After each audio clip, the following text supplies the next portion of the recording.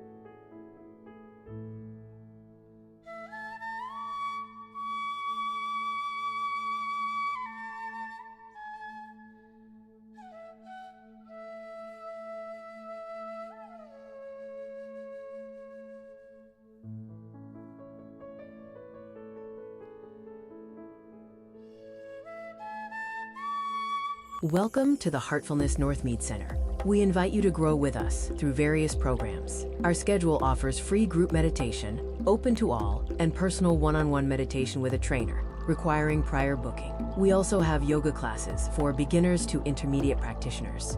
Join us for International Yoga Day on June 13th, 2026, from 9 a.m. to 11 a.m. at 713 Boundary RD Northmead. This is a free event with no prior experience required. The 2-hour session includes yoga, guided relaxation and meditation, and light refreshments. Scan the QR code to register and book your spot.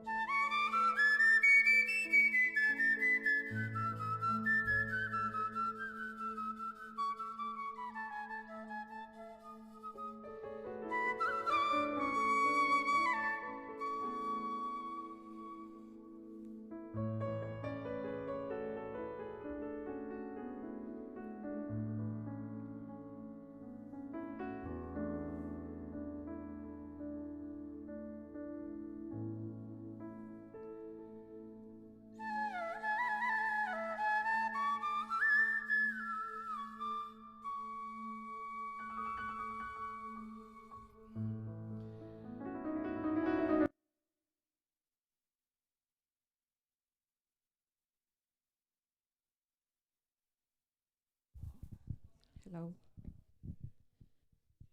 Good afternoon, everyone. A warm welcome to all of you. Thank you for joining us today, and we are delighted to have you all here with us.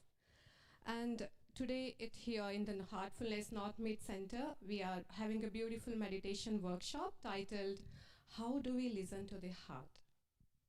And today's session will be conducted by Dr. Elizabeth Denley. She's the director of Heartfulness Australia. Elizabeth is a founding editor of Heartfulness magazine, and she has been practicing heartfulness meditation since the late 1980s. With a background as a research scientist and a PhD in ecology, she brings together science and spirituality in a beautiful and inspiring way. Today is an opportunity to pause from the busyness of our daily life, reconnect with ourselves, and explore the deeper wisdom of the heart. We hope you enjoy today's session and leave feeling refreshed and inspired. So before we begin, just have a few housekeeping notes. This program is recorded and streamed live on the Heartfulness YouTube channel. If any of you have any concern, please feel free to have a chat with one of our volunteers. And please kindly keep your mobile phones on silent mode. And we have few notebooks and pens at the backstage if you want to make note of the informations. And we have washrooms available on this floor and also on the ground floor. And we have drinking water available on both the floors. Now it is my pleasure to invite Dr. Elizabeth Denley to lead today's workshop. Thank you, and over to you.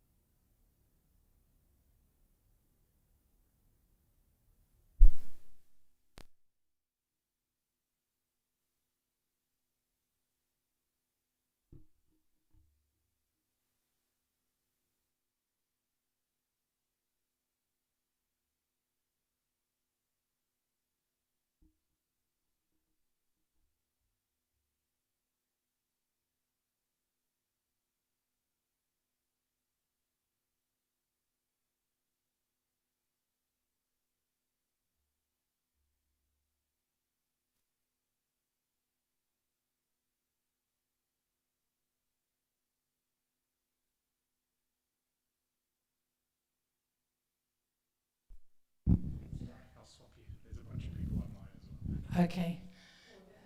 Okay, so we're going to start with what we call a check-in.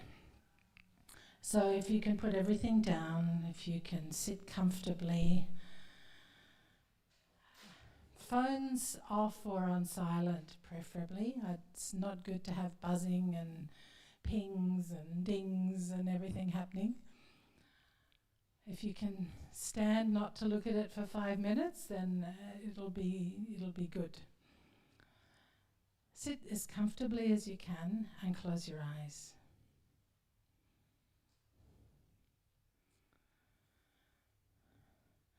And just check in with yourself. Ask yourself, how am I feeling right now? Not what am I thinking, how am I feeling? And relax into that. And it doesn't matter what it is, doesn't matter if it's anxious, doesn't matter if it's fearful, doesn't matter what it is, just observe it like you would observe anything that you're studying. And especially put your attention on your heart, because that's the feeling center of your being. And see what bubbles up.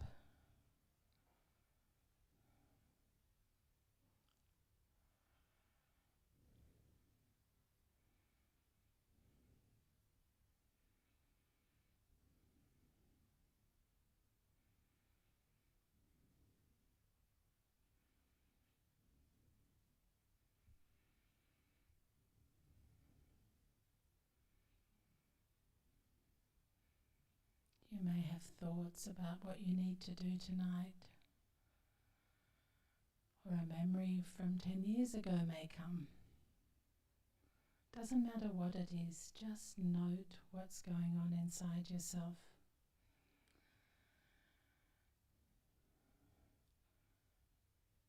And when you're ready, gently open your eyes.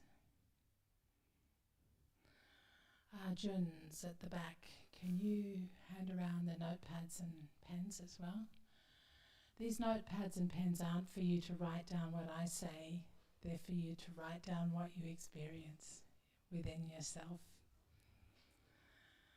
So if I were to ask you on a scale of 1 to 10, where 1 is quite restless and busy, and 10 is very calm and peaceful and relaxed, how would you evaluate yourself at this stage? There's no right or wrong answer, and you won't get brownie points for being 9 or 10. Not at all. It's best to be honest. How is the state of your heart right now?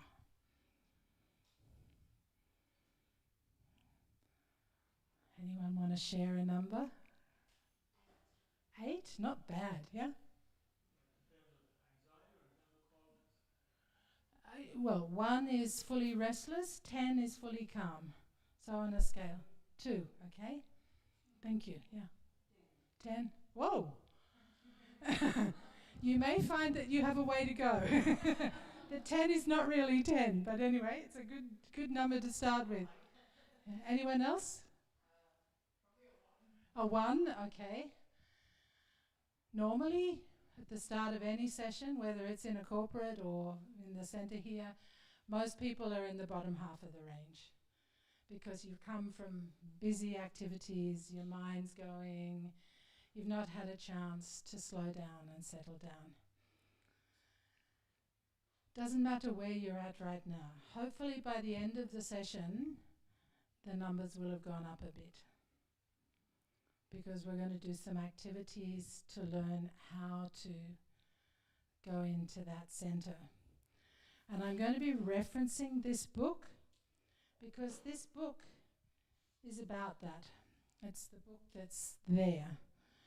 It's about this journey to the centre, how we do it, how we use meditation for that. And we're going to focus a lot on the heart in this session. As you can see, the meditation is called Heartfulness because it's a heart-based meditation.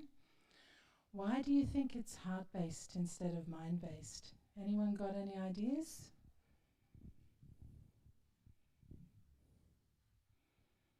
Yeah? Yeah? The heart's more pure. Anything else? Thank you. Yeah.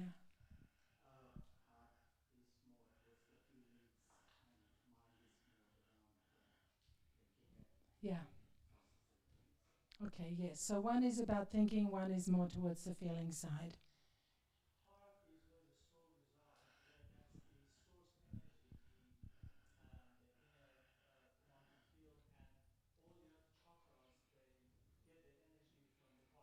Thank you. Yeah, absolutely. Yes. It's the center of our being. It's our midpoint. It's the seat of the soul. It's, as you said, it's the feeling center. So we're going deeper than just thoughts. We're going into how we feel at any moment of the day. And how often do you do that on a regular basis every day? When you're at work or when you're out and about, how often do you just do a check-in like that and say, ask yourself, how do I feel right now? Yeah. So first tip for learning to listen to your heart is start doing this, even if it's just once a day. This is not what you do in meditation where you go deeper for a longer period. This is just when you're on the bus or when you're having a cup of coffee and work break or whatever. Just close your eyes, ask yourself, how am I feeling right now? It's a great way to center yourself and ground yourself. Next slide, Arjun.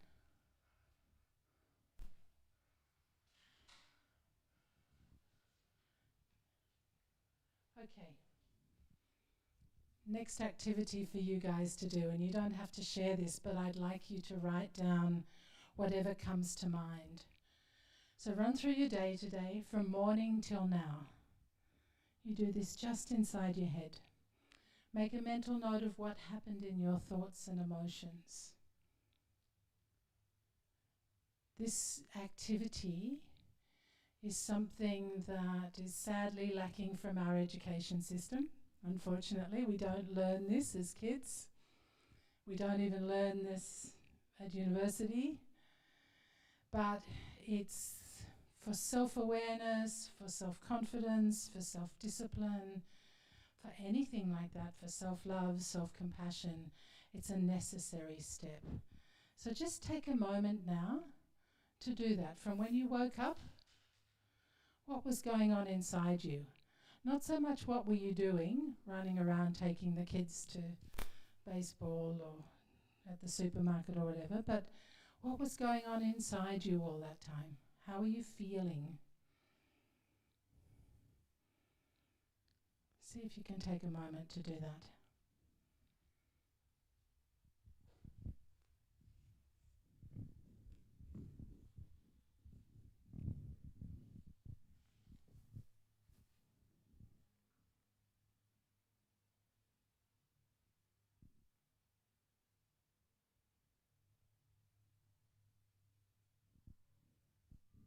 And by the way, writing stuff down helps you remember and helps you process in ways that just thinking doesn't. So if you're open to writing, you'll find that it's incredibly helpful.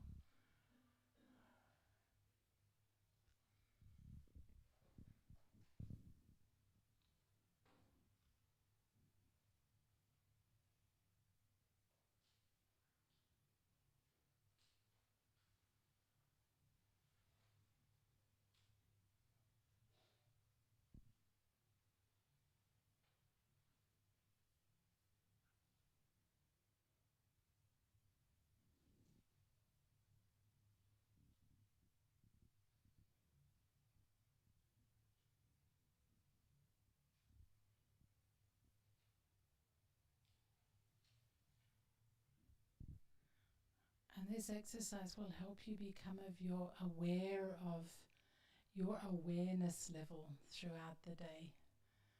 How aware am I of what's going on inside me?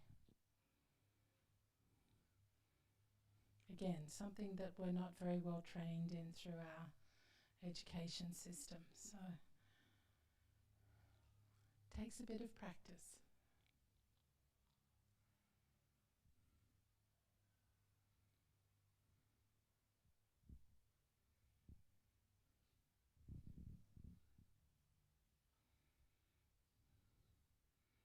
You can ask yourself some questions. Was I happy? Was I sad? Was I worried? Was I preoccupied?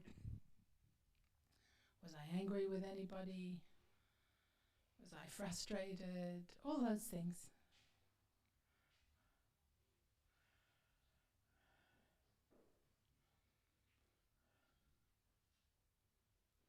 It's okay. Welcome. We're just doing an exercise of going through our day today from when we woke up till now and looking at how did I feel throughout the day, what was going on inside, very much like what's up there.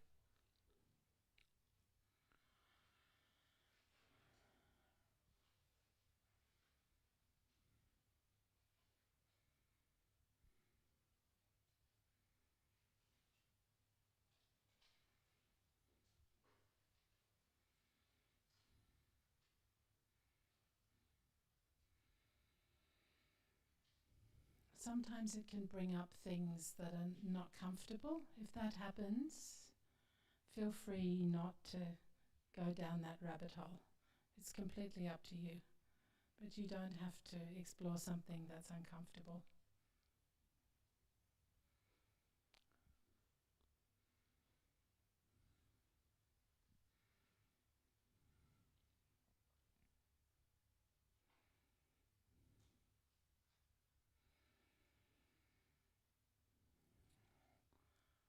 Okay, are most people done?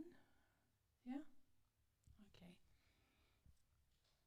Was it easy or difficult? Were you surprised at what you discovered? No? No surprises? Then probably you're not going deep enough, but that's okay. For now, it's a start. It's something that you probably don't do very often, right? So you may not be very practiced at being aware of what's going on. Make a note of it and start to feel what's going on in your heart. Because if you can do that, you will change your life completely. You will start to respond in different ways because you'll see things before they get out of hand. Okay, let's move on. Next one, please, Arjun.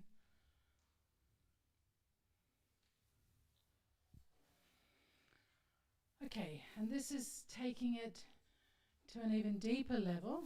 Don't worry, we'll get to all the information stuff shortly. I'm just making you work now because I want you to realize what a vast universe there is inside yourself. So this is a reflection for you to start to explore now, but to take home with you.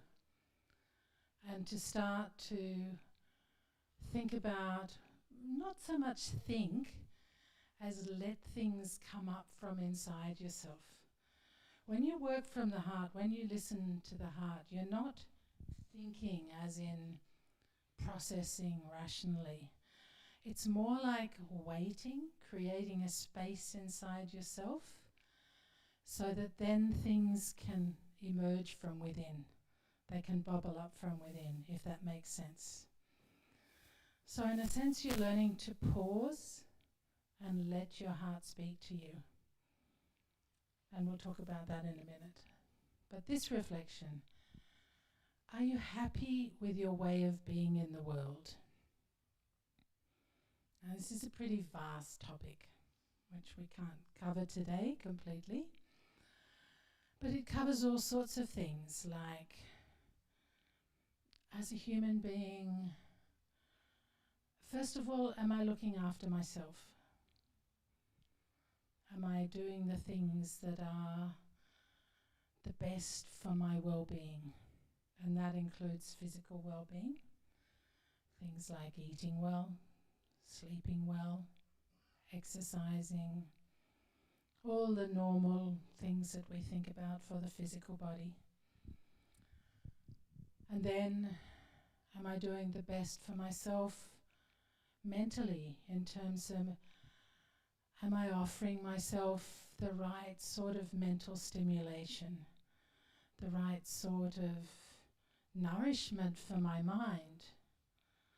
Or am I just going on autopilot a lot of the time because I just need to zone out, which is also sometimes an important thing to have to do. Sometimes I get into a state where I think I just need to watch a movie tonight. I need to watch something happy and cheerful and good and not think about the world. That's a reality as well. But if I'm doing that every night, it means something is not right. So what's going on with my mental well-being? Am I nourishing myself? And then on the spiritual level, am I looking after my heart? Am I putting myself in situations where I can feel enough love flowing into me and flowing out of me to others, where I'm able to give more than I take? All these things that are indicators, if you like, of spiritual well-being. So we start with ourselves when we look at this question, are you happy with your way of being in the world? And then from there look at, am I happy with the way I'm then living in my family? With my partner, with my parents, with my kids, with extended family. And then in my community, the street, the neighbourhood, the community centre. And then of course my city, region, humanity at large. How do I feel about my role in all this? That's why I said it's a very vast topic, and we're not going to cover it all today. But it's a question for you to take home with you to start to think about. And again, there are no right or wrong answers with any of this. There's no judgment in any of it. It's not like when we did the previous exercise on my level of restlessness or calmness, that people who are at level 1 are not any good. Not like that at all. We're all works in progress. And during the day, I may be 10 at one point of time and 1 at another point of time. Or today I may be an 8 and tomorrow I may be a 2 because of things that are happening in my life. So when we do these exercises, we're not judging and we're not trying to say, I'm perfect. None of us are perfect. None of us. Because life happens, right? There are ups and downs, and this is how we learn and grow. But this is a question for you to take with you and look at, firstly for myself. Am I happy with the way I am in the world, and what would I like to do differently? And then with other people, the other people in my life. Am I locked into patterns with my partner or spouse, for example, which aren't very healthy? Where we upset each other or we hurt each other unnecessarily. In which case that's an area where you may want to look at how I can work on that to become happier. Or maybe I just take it all for granted. I don't think about those things with my spouse, which is equally as troublesome in a way, because he's the person that you love the most in the world, and yet you're not thinking about those things. It requires some attention. With your kids, same thing. With your parents, same thing. All these are questions for you to consider, and your heart is your best sounding board. So in a minute we're going to look at how we do that. But at this stage, does all that make sense, or does anyone have any questions? Anything that doesn't ring true?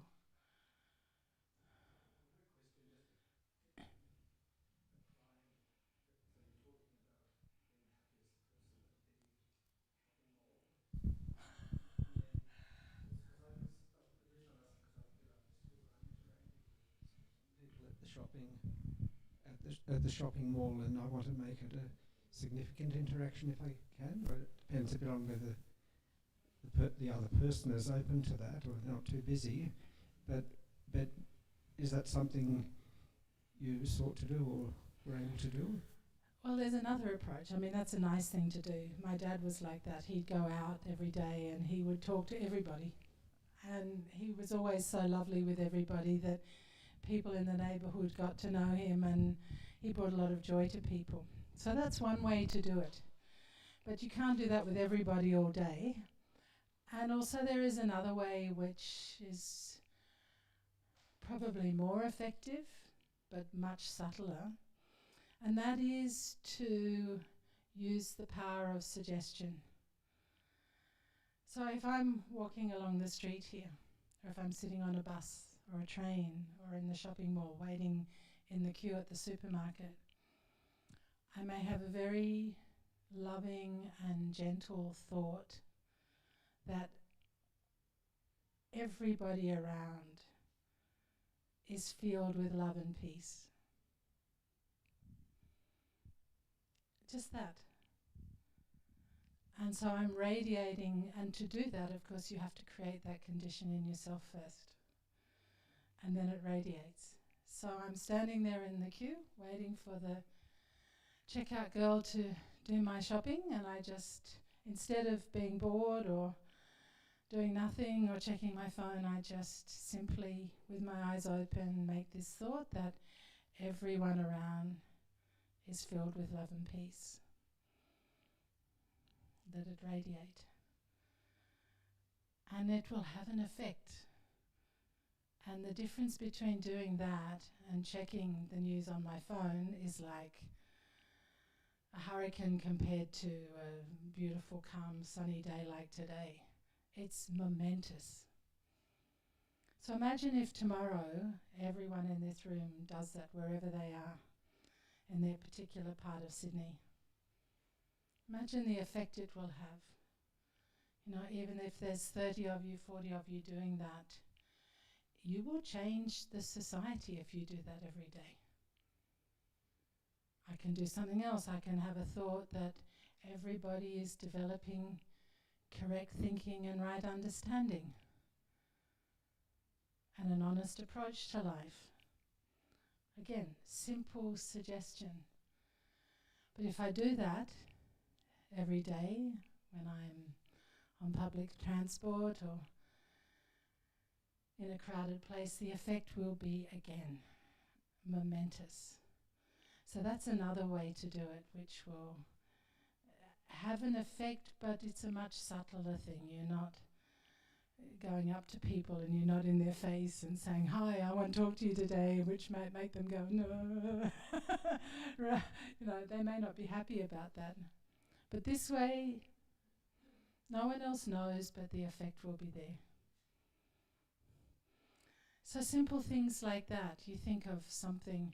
In Heartfulness, we have a number of these suggestions, and at 9 o'clock every night, we also do a universal prayer, which is that everyone, every being, everywhere in the world is being filled with love and devotion, or love and peace, and faith is growing stronger. And it's just a prayer for world peace, if you like. And that in itself, if everybody, you imagine, everyone in Sydney does it at 9 p.m, everyone in Suva and Fiji does it at their 9 p.m, everyone in Hawaii and west coast of the US, east coast of the US, Europe, Middle East, etc., all around the world, it means that 24/7 somebody is praying for world peace. Yeah.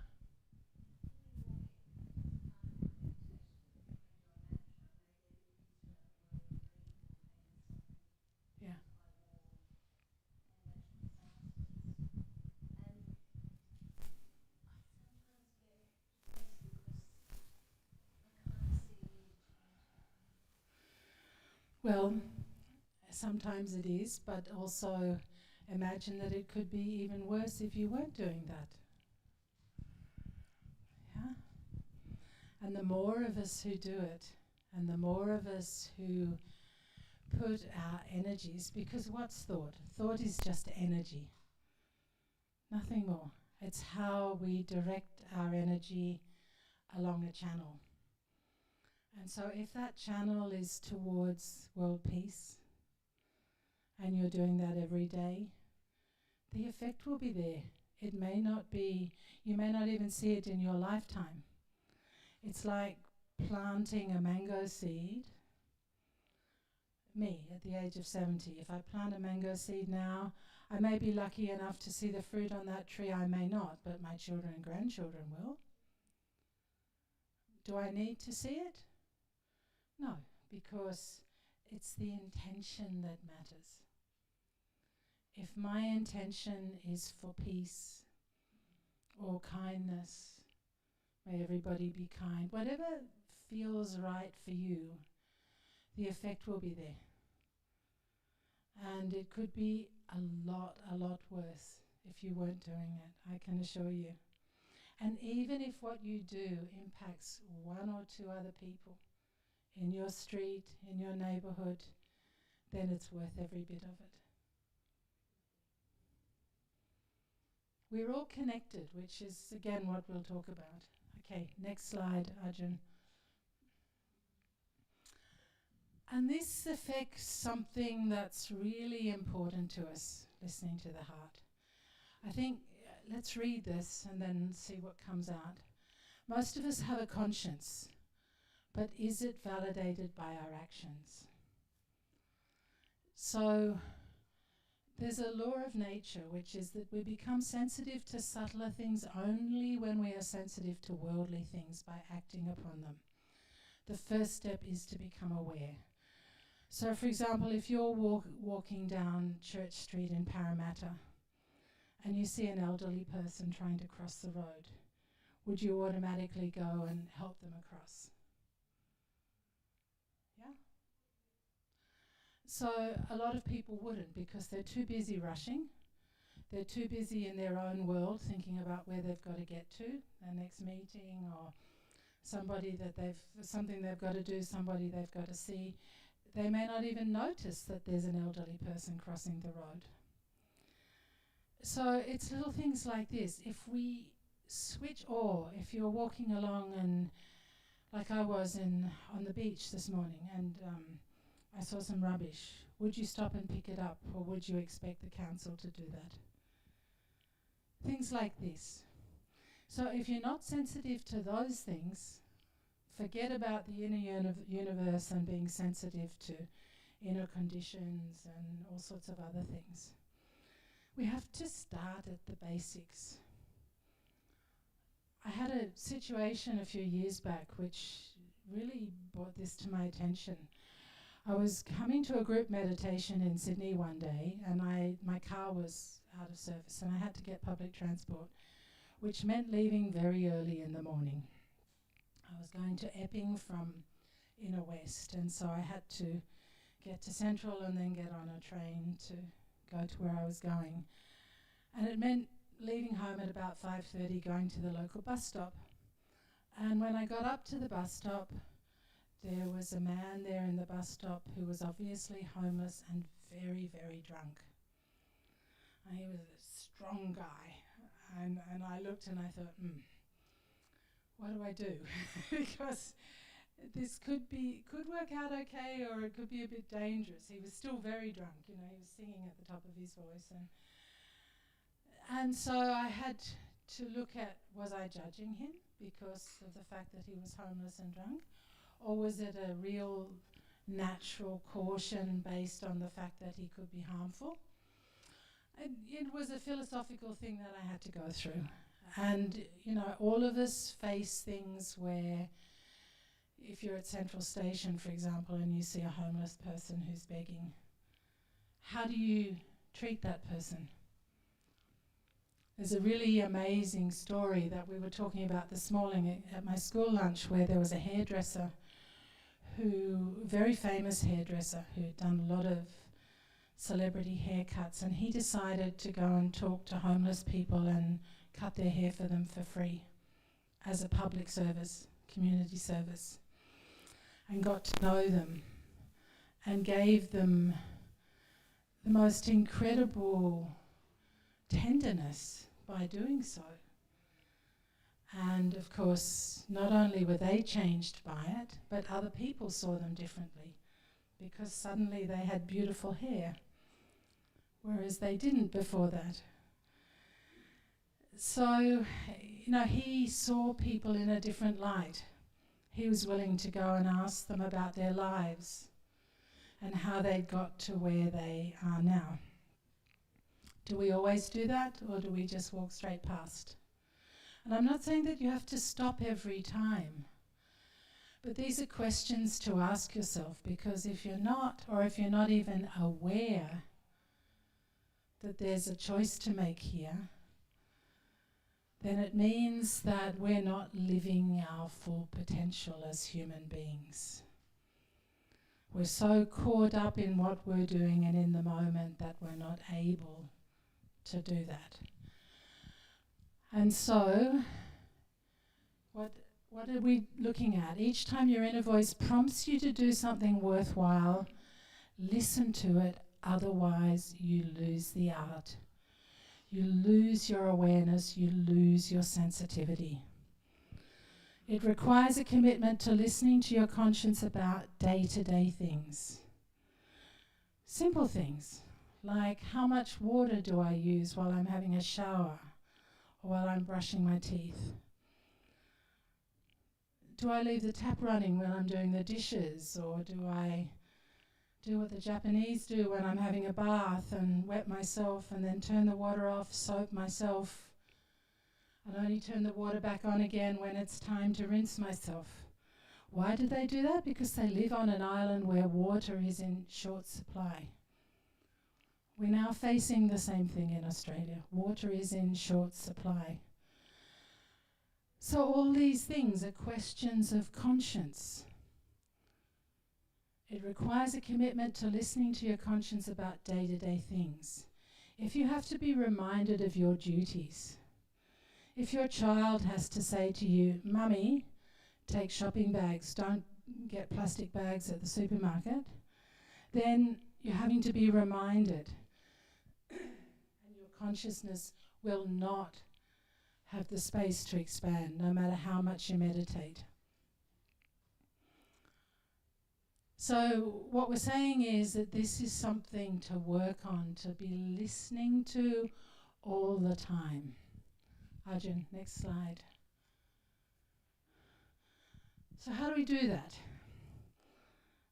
We start with meditation. We start at the inner level, and then we take what we discover back into daily life. Meditation's not something just for itself. We don't meditate to meditate. We meditate to improve our state of awareness, our state of being, so that we can live more purposeful, more happy, more meaningful lives. I mean, that's been my experience over almost 40 years. And that's because our thoughts, our feelings, the way we speak, our behavior, they're all interconnected. And it all starts from within. Okay, last slide, Arjun. And this is where we're going to start to discover what heartfulness says about all this. So the heart. I mean, this is a vast topic. And I'm going to sit down because I'm going to read from this book. And it'll be too difficult otherwise if I'm standing up.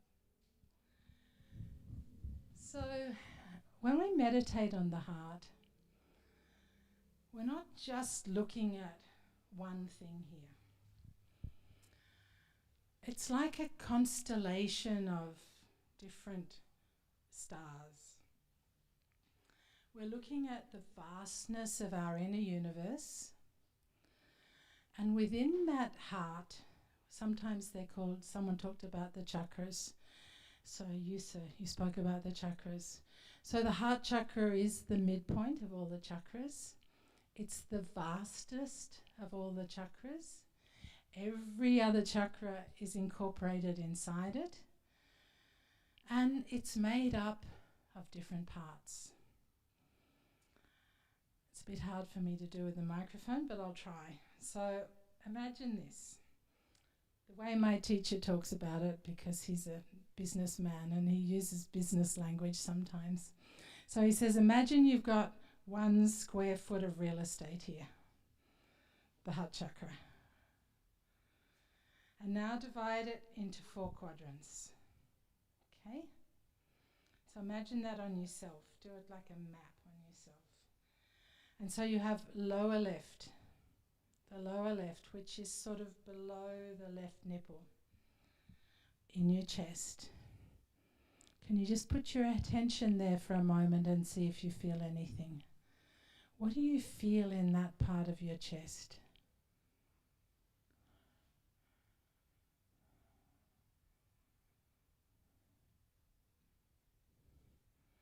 Okay, just note it. This is the starting point of our journey in heartfulness. This is where, when we first start to meditate, we feel most of the work happening. And it's where we feel most of the intensity of pulls and pushes, of desires and things we like, things we don't like, our worries, our sensuality, things like guilt and shame, envy. They're all associated with this part of our heart. It's where we tend to feel the most heaviness when we're not feeling good about ourselves. Lower left.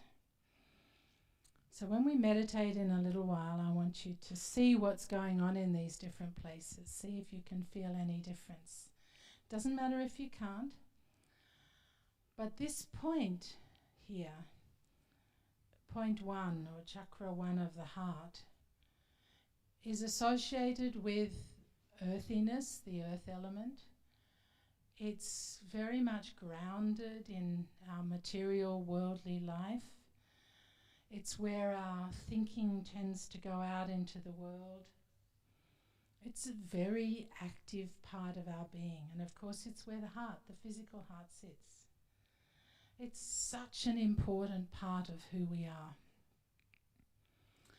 And so in heartfulness, the first thing we do is we become aware of this and we start to remove the heaviness from that part of our system. So instead of being pulled by wishes and desires and things we don't like, negative things, we remove all that, we let it all loose, so that instead of being pulled by desire, we start to feel a natural contentment. Contentment because none of that stuff is worrying us anymore. The things that were so important to us, not that we stop caring about loved ones or worrying about them or anything like that. Life still goes on. But the intensity of that emotional charge lessens so that it doesn't create anxiety or stress in us. We still have to deal with the challenges of everyday life, but we're not pulled into a dark hole with it. We can cope so much better. And this is where we start. This is where we start with our meditation. This is where we start by a process which you'll hear about called cleaning, which is an evening process of removing heaviness from the system. And it's where we start connecting with the center of our being, like we started to do at the beginning of this session. So, as you can see on the image up here, we go from desire to contentment. At this particular point, it grounds us. Instead of being pulled in all different directions, we have a center. We have an inner contentment, which means that no matter what's going on around there, I feel a stillness inside myself. Bit like when you see a hurricane, you see the weather maps of hurricanes, and in the centre there's the eye of the hurricane where nothing's moving. It's like that. It's the first step. And you'll know when you feel it, because suddenly after a meditation you feel like, whoa, I can connect with something in myself that's deeper. That's a part of me that I was not aware was there. And suddenly you find it. And it's a beautiful feeling, because it's you. It's the essence of you. Then what happens on this beautiful journey is that, as well as this first point being purified, cleaned, awakened, then the second point. So now we're at lower right. Feel where it is on your system, in your heart. Just become aware of that part of your being. So this second chakra is your soul point, if you like. It's the chakra of the soul, of the element of space. And because of that, it's activated when you're with people who you have a strong connection with. For example, if you sit with your kids, whether they're in their 30s like mine are, or whether they're 2 and 3 years old, this will generally get activated because their soul has chosen you as parents. So there's a strong connectivity at that point. Similarly with some other people, when you meet them, it's like you've known each other forever. And you've never met them before. You've never seen them. Who's had that experience where you meet somebody and it's like, whoa, where did that come from?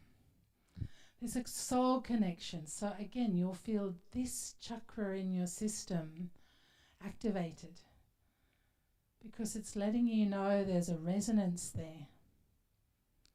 If you feel discomfort at this point, it's the opposite. It means this is going to be a rocky relationship. Could happen with a colleague, with a neighbour, anybody. So we use these chakras, and there's a whole chapter on that in this book. And I'm going to read a little bit of it because it'll give you an idea of how we can use these. But first of all, let me just go through the others so that you get the lay of the land, get the map if you like. So after this second chakra, which is, so here we have earth, here we have space. When we move to upper left, the upper left quadrant, see if you can feel where this is in your system. Feel the energy, you'll feel see if you can find where there's a point that's like the focal point in that upper left part of your chest area. Here we're dealing with the fire element, the fire energy. And we're dealing with emotions that are quite strong and intense, like love and passion, anger, hate, the volatile emotions, the things that push us, if you like, put a rocket under us. And they are fiery. Remember what it's like the last time you got angry, how your body feels. It can feel even hot, yeah, because of this fire element. Or when you felt passionately in love, how that feels. Again, it's fiery energy. So we're dealing with a different part of our being here. Again, we're purifying all these points. We're removing the charge or the entanglements in them so that they become pure and for our use, for our benefit. And then finally, upper right, that quadrant, we're talking about the water element. And here, in this chakra, we're feeling emotions like fear and the opposite, courage, this spectrum. It's very deep.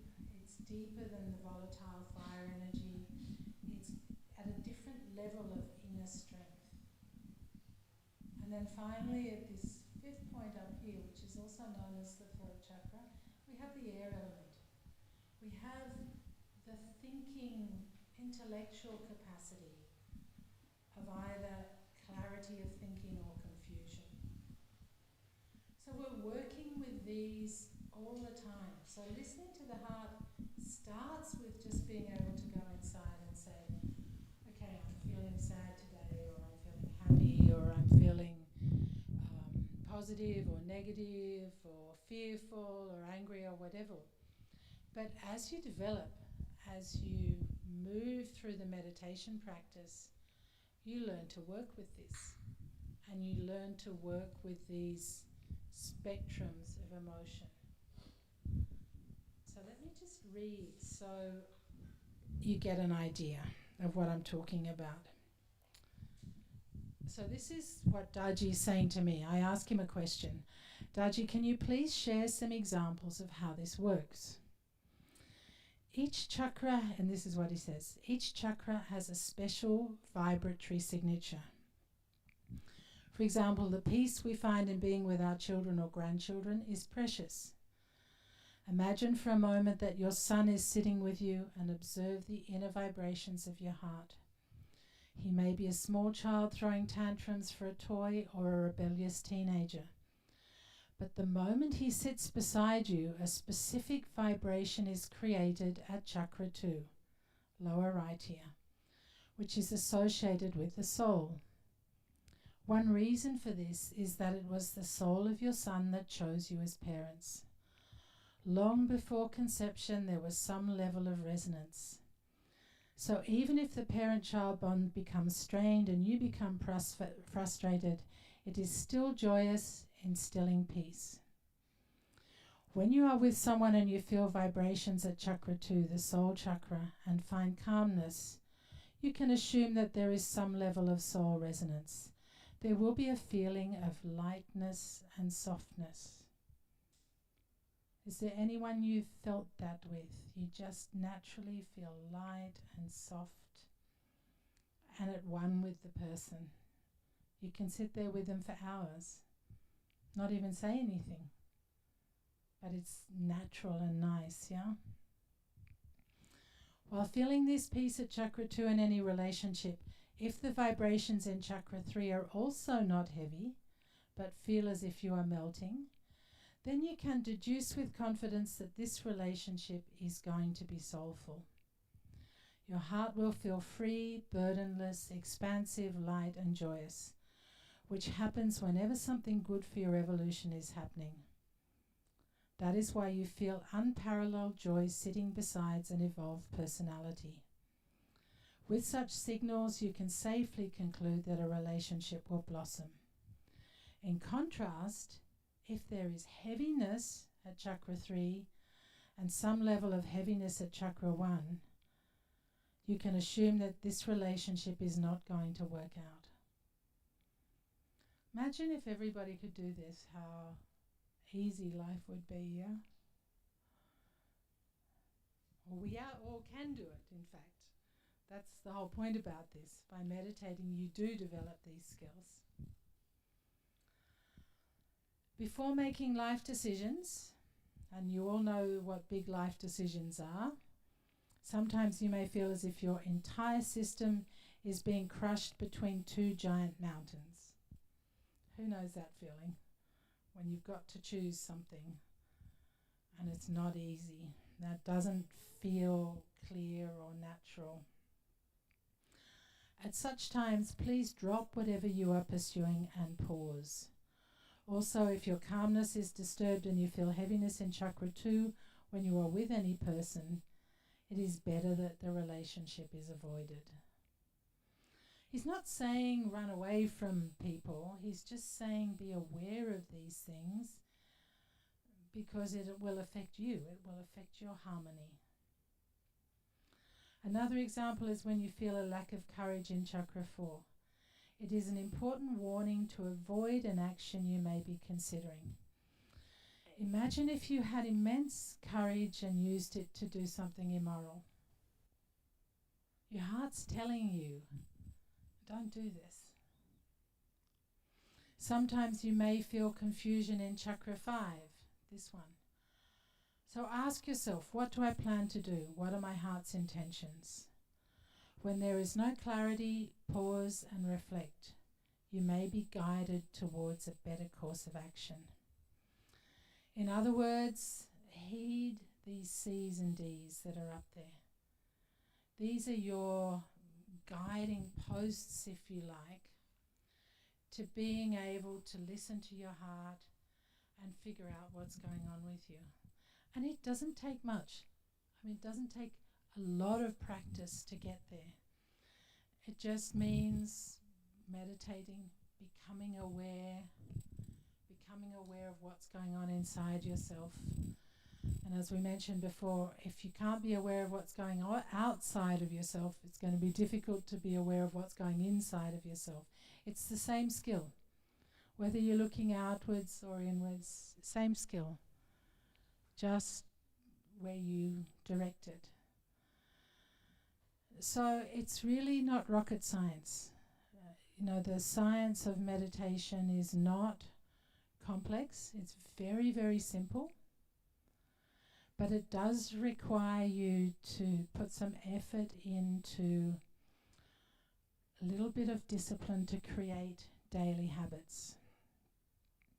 So what are those daily habits? First thing is, if you can, to get up in the morning and do a meditation before you start your day.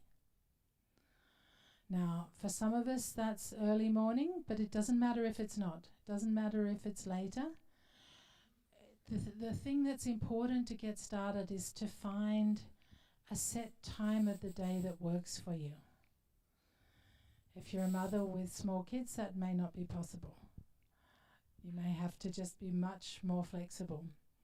But for the rest of us, if you can find a set time, whether that's 5 a.m. or 7:30 a.m., doesn't matter. But a set time and say, okay, I'm going to set this time now every day to create a habit of meditation. Even if it's only 5 minutes to start with, doesn't matter. But start with that habit, because what it does is it resets your whole system so that every day when you sit, you start to automatically go into meditation and it becomes easier. If you do it haphazardly, you'll find that it's much harder to get started. If you fix a time and do it daily, even if it's only for 10 minutes, it will become much easier.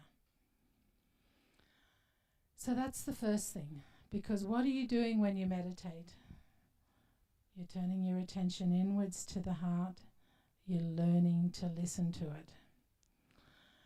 Now, is that always comfortable? Those of you who've ever meditated, what would you say is the answer? Is it always lovely when you look inside your heart? No, there's a lot of stuff there that we just want to go, no thanks, right? All sorts of emotions come up, memories, sometimes really painful stuff comes up. So we have to learn to deal with this, and we also need a technique to remove all that stuff. We need a technique that complements meditation. Otherwise, without that, we're forever looking at the things that we don't like about ourselves. And that's where this process or this method of cleaning comes in. So meditation is generally a morning practice, although you can do it at any time of the day. If you feel like meditating at 3 in the afternoon, go for it. But it's good to do first thing in the morning, because then you calibrate your day. You set yourself so that you go out into the day centered in your heart. And that changes everything. But then during the day, no doubt you'll accumulate stuff. You might get angry driving in traffic at a driver who cuts in on you. You may have a tough time with your boss or with a colleague. You may have a teenage kid who's at war with you at the moment. So many different things can happen that affect that state of well-being.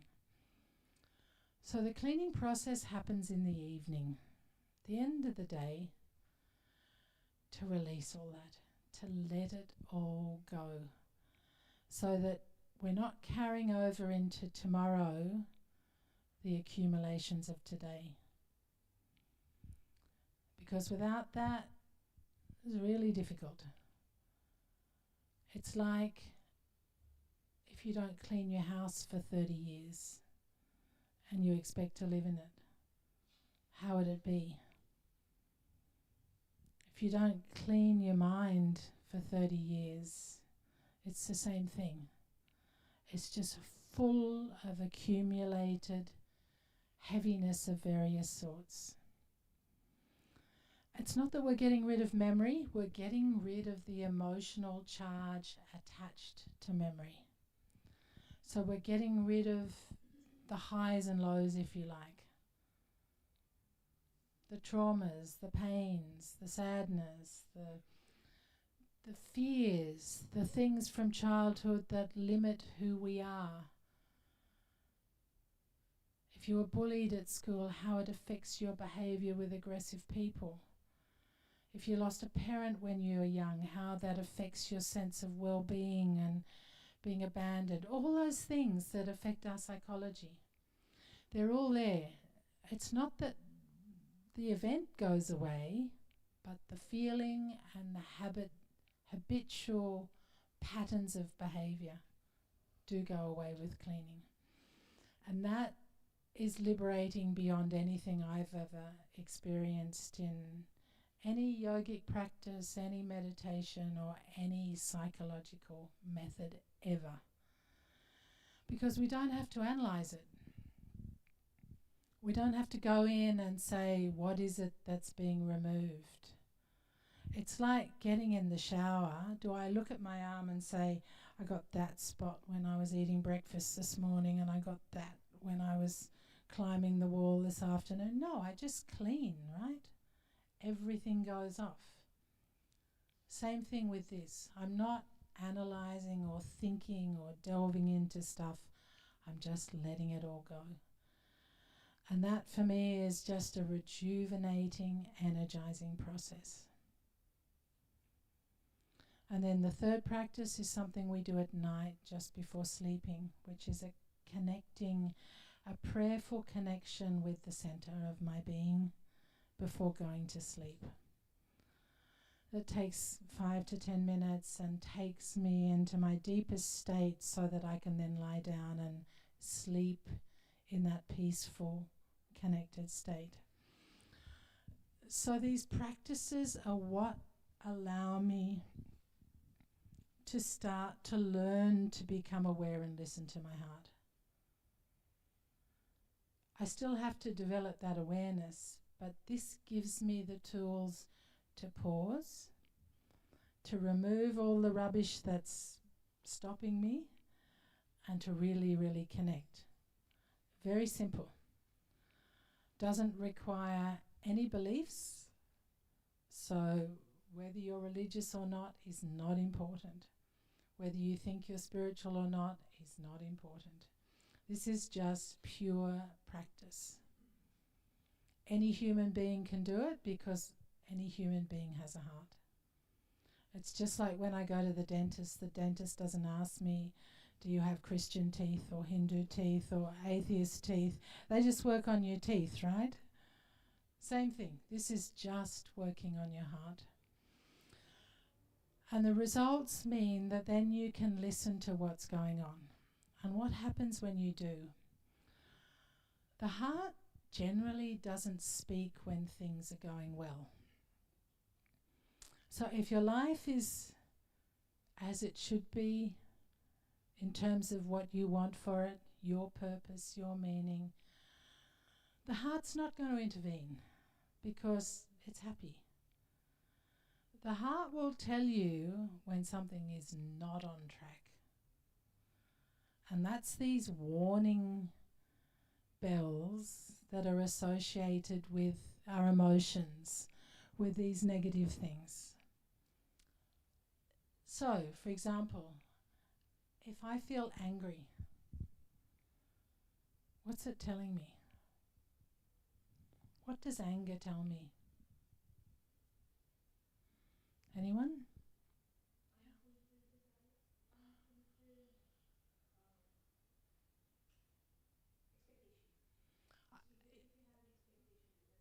And it's not fulfilled. You get angry. Yeah. Yeah. Yeah. Yeah. So hurt is a big one, because who are we generally most angry with? Strangers? Our loved ones, right? The people we love the most, we're closest to. And why? Because we feel hurt a lot of the time. Or we feel our needs are not fulfilled. Our expectations are not fulfilled. So my husband doesn't listen to me, or doesn't consider my situation, but goes ahead and makes plans without that. I may be disappointed, frustrated, I'll get angry. Or if somebody hurts me who I love dearly, it can go straight into the heart, right? What else? Anyone else? When do you feel restless, or when do you feel guilty, or when do you feel any of those things? What is it telling you? Yes, you got it, you nailed it. Something is wrong. And it could be any of those things. It could be anger, it could be frustration, it could be fear. Fear is a big one also, because if we're in a situation where we don't feel safe, and that relates very much to what you said. If you're hurt by a loved one, you feel like maybe the love's gone, right? It doesn't feel safe anymore, because if somebody loved you, they wouldn't do that to you. That's the thinking. It's not correct, but it's what goes on inside us. So these are all emotions that are sitting up there, that are associated with various chakras in the heart, that are telling us something needs our attention. Generally, what we tend to do is point the finger outside. We point the finger at the partner, or at the child, or at the teacher, or at the boss, or whatever, and in our mind accuse them of doing the wrong thing. He's hurt me. She betrayed me. He is too aggressive and makes me fearful. All these things. We project it outside. Whereas what we look at in Heartfulness is we say, okay, I'm in a situation. How can I work with this emotion to process it, to let it go, so that I don't stay stuck in that belief, in that pattern from now on? Because you will see, if you look at your patterns, that the same things reoccur, and they've been there since childhood. So we've developed a habit. It could be fear of aggression from elders.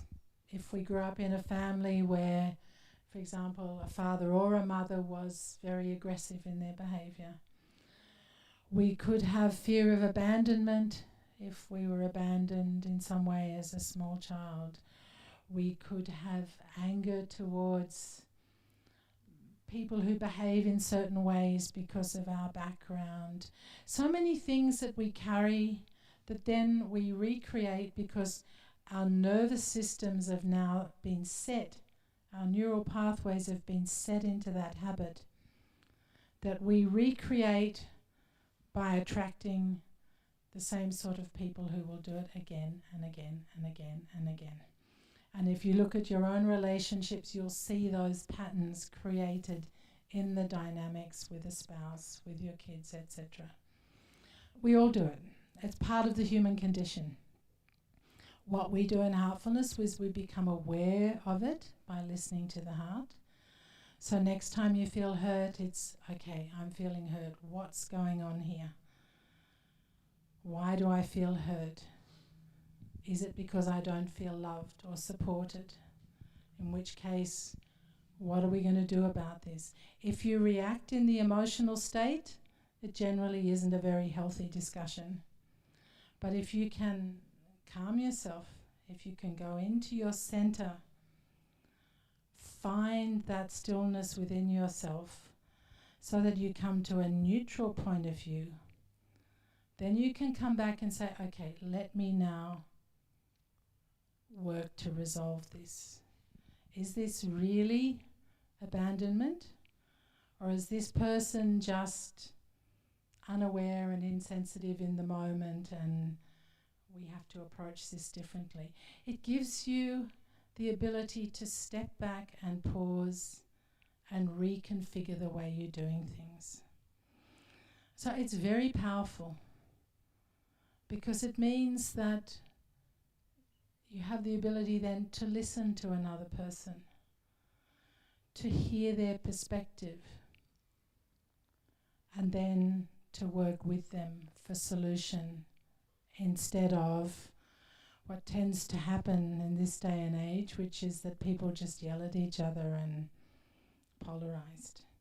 They may, in a marriage, they may get divorced or they may not, but even if they do not, it doesn't mean that the dynamic is always healthy. It may simply be that they're living in an unhealthy dynamic.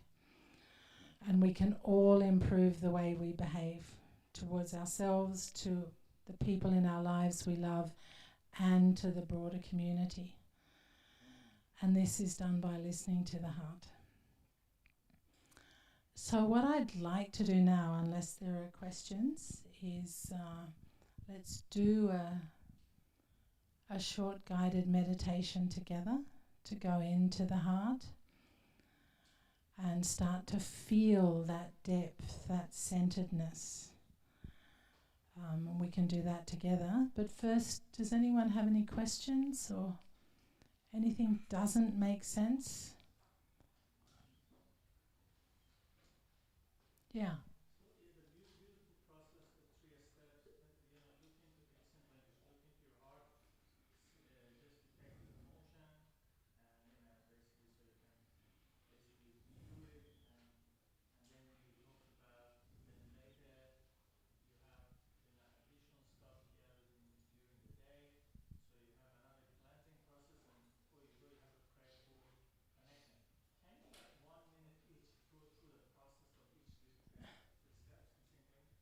Okay. So meditation we're going to experience now. So you'll go through it, okay?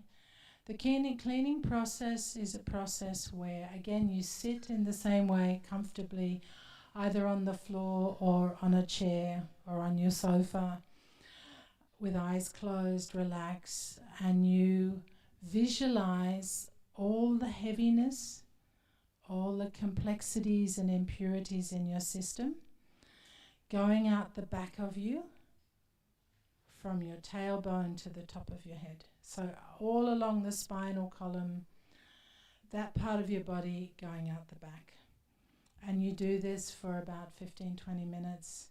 And in place, because you're creating a vacuum where you're removing junk, basically, you're removing heaviness, then you allow the cosmic current to enter your system from the front and fill the space. One of the mentors here one day told me that imagine all the 7 chakras along your spine, like all the junk or all the negative stuff, like a steam coming out of each chakra. Is that similar? It's similar, but we have a lot more than 7 chakras in Heartfulness. Yeah, yeah. Just generally, just along the spines where all the energy centers and chakras are, is basically to imagine like a steam stuff going through the back and entering from the front. It doesn't matter. Yeah. But if you, there's a thing that happens in Heartfulness where There's an introductory process where you're connected to the universal energy. And so until that happens, this process, if you just try and do it on your own without that, you may struggle, because there's something called pranahuti, or transmission, that facilitates this very, very effectively in heartfulness.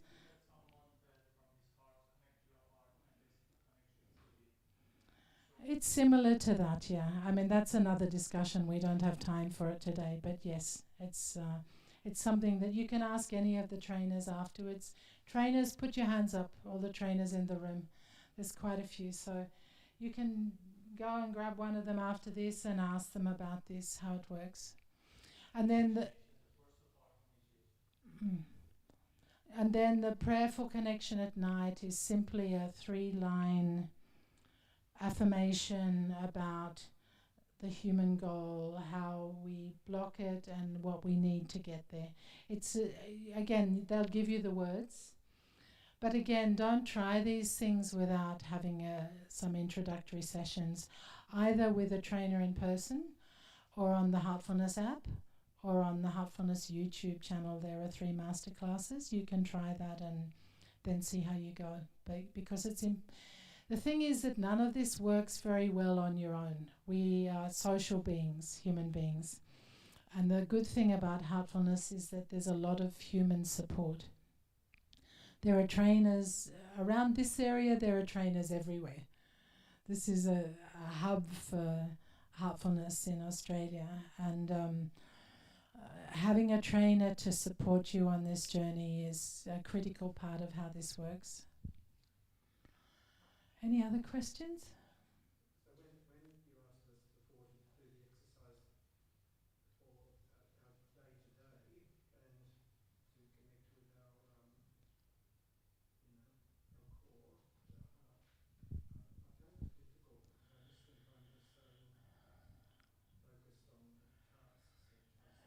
So I wake up in the morning and I'm still in bed and I'm sort of going, my mind deep goes through to It means that you're human and you're part of the human race, and most people are like this. So it's reconfiguring the way your mind works. That's what we're doing. In meditation, we're learning how to connect with our center. If you could do it now, you wouldn't need to meditate. If you weren't focused on tasks and you were just able to go straight into your inner being, I would say, don't bother with this. We all need to retrain in a way.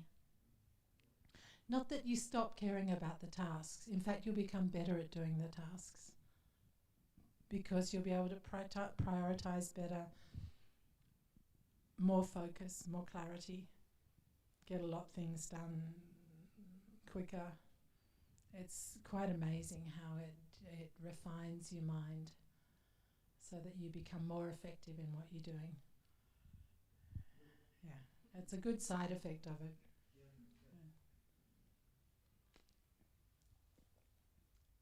Anyone else? Okay, we're all ready to meditate. How many of you are new to this?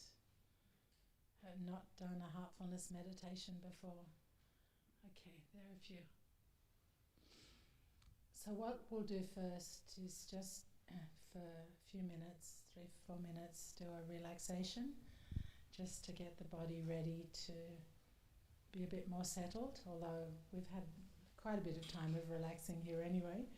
But let's do that. If you want to sit on the floor, you're most welcome to go and find a wall space,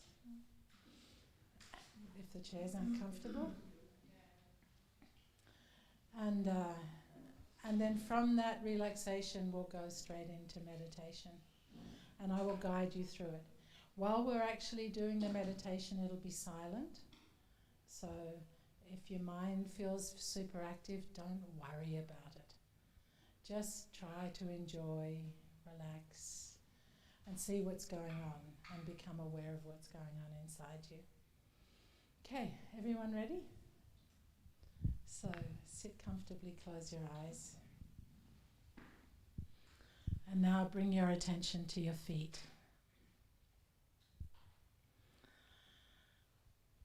Feel the energy from the earth flowing up into your feet. And it's going to move through every part of your body. But let's start with the toes. Feel the energy flowing into your toes, relaxing your toes. Flowing along your feet to your heels and ankles so that your feet are relaxed. Now feel the energy from the earth moving up your legs, your lower legs, up to your knees, flowing up into your upper legs, all the way up to your hips. So that now your legs are completely relaxed.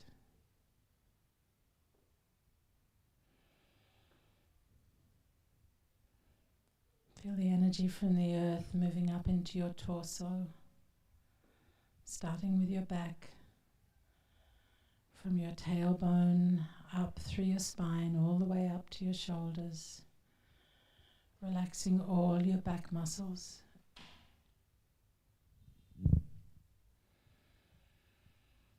Now let it move forward into the front part of your torso, relaxing your abdomen, all your abdominal muscles, your waist, your chest,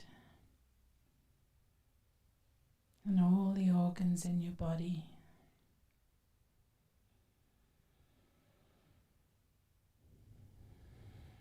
Up to your shoulders. Let your shoulders drop and feel all the tension melting away.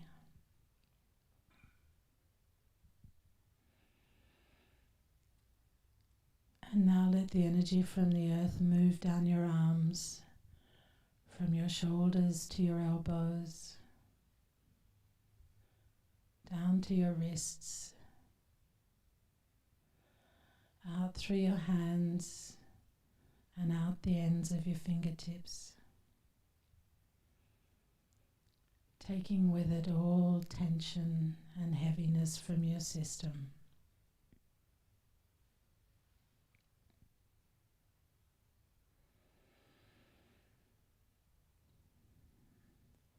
Now feel the energy from the earth moving up into your neck, relaxing all your neck muscles, and up into your head, relaxing your jaw, the back of your head,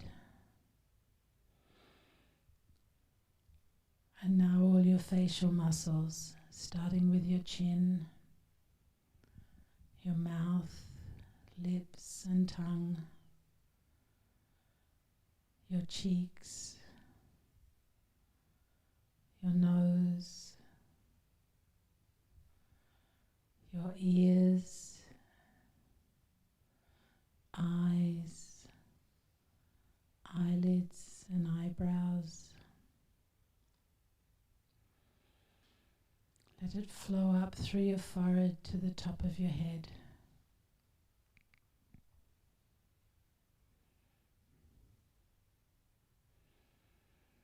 Now scan your system from top to toe and see if there's anywhere where you still feel any tension, have any pain, or where you have an illness, and let that part of your system be immersed in this energy from Mother Earth for a few moments longer.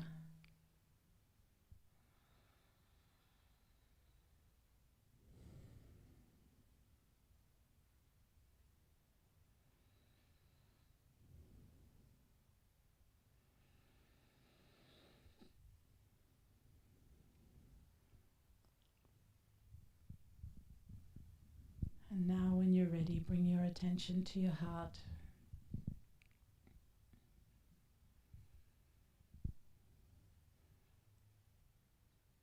Rest in your heart.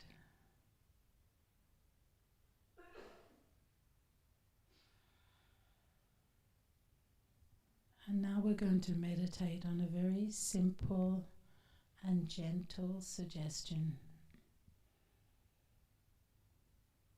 that the source of light that's already present in my heart is attracting me from within.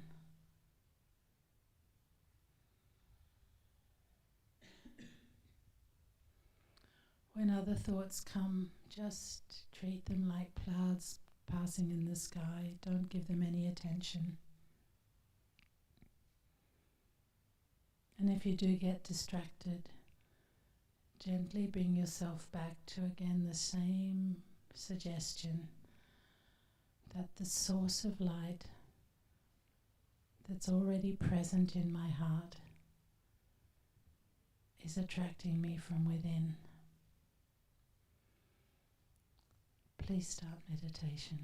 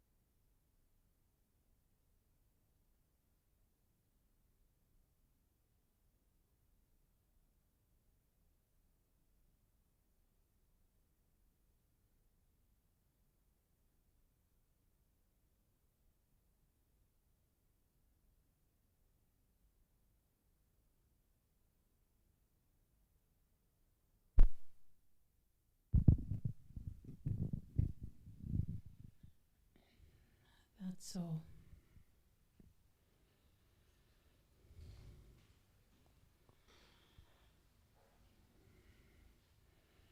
So take a moment again just to check in with yourself, see how you're feeling, see what's come up, see if anything's settled.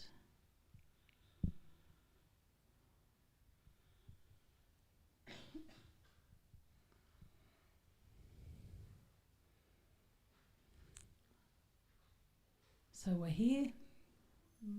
This place is here. It's to be used. Please come. Please bring your friends, talk with the trainers, get whatever support you need, and thank you all for being here.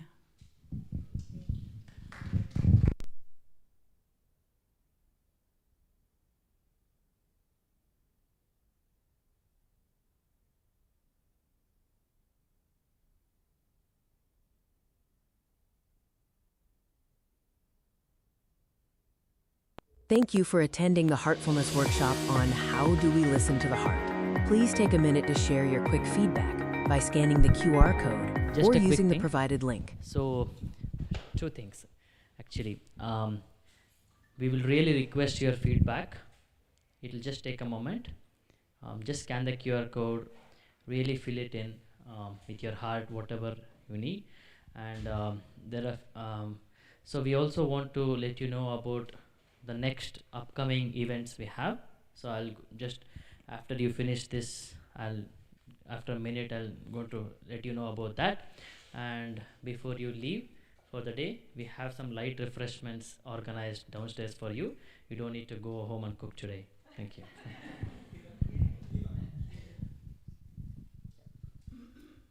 Sorry.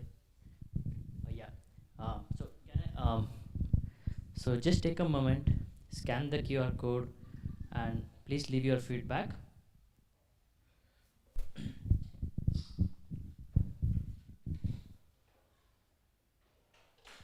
While you do that, so today, Dr. Elizabeth, I really thank Dr. Elizabeth Denley today to have us here and to conduct this wonderful session. She is one of the co-authors of Heartfulness Way Book 2. We have enough stocks today, luckily. They just arrived. And so if you wish to purchase them today, we can have Dr. Elizabeth Denley sign it as well for you. Yeah. So there are amazing books as well. You can have a look at the bookstore if you... Thank you for attending or using the provided link. And can we see the... Welcome to the Heartfulness Northmead Center. We invite you to grow with us through various programs. Our schedule offers free group meditation, open to all, and personal one-on-one meditation with a trainer, requiring prior booking. We also have yoga classes for beginners to intermediate practitioners. Join us for International Yoga Day on June 13th, 2026, from 9 a.m. to 11 a.m. at 713 Boundary RD Northmead. This is a free event with no prior experience required. The 2-hour session includes yoga, guided relaxation and meditation, and light refreshments. Scan the QR code to register and book your spot. So don't worry, we have a notice board downstairs. So we have the flyer up on the notice board as well. So you please feel free to scan the QR code and you can register yourself for the International Day Yoga event. It's on June 13th. It's going to happen here at this place. It's on a Saturday. So it's a free event. So please do join us. Yeah, that's about it. So we have some light refreshments downstairs. So please feel, as I said, you don't have to cook today. Thank you for attending the code or using the provided link.